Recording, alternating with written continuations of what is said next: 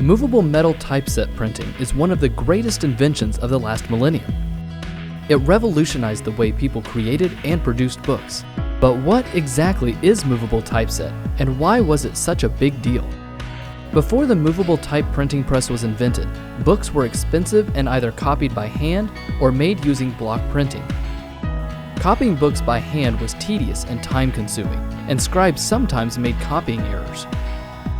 Block printing meant that text and images had to be carved into blocks of wood, then covered with ink and stamped onto a page. These blocks were time-consuming to create and use.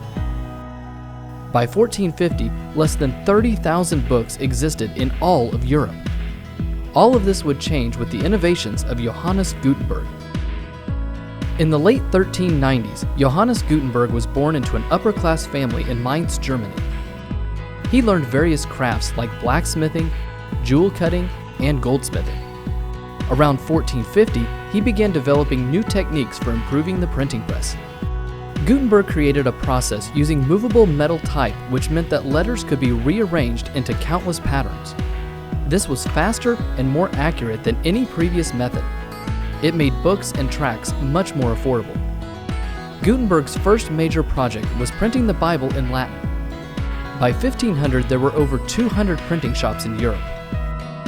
It is estimated that between 8 and 20 million books were printed during those first 50 years.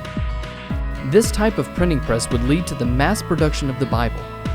This meant that the Bible was more accessible and affordable to people than ever before. The effects of Gutenberg's invention were enormous. Ideas spread across Europe and the world faster than they ever had. This contributed to major cultural and intellectual movements such as the Renaissance, the Reformation, the Scientific Revolution, and the Enlightenment. Printed books, including the Bible, were more affordable for everyone.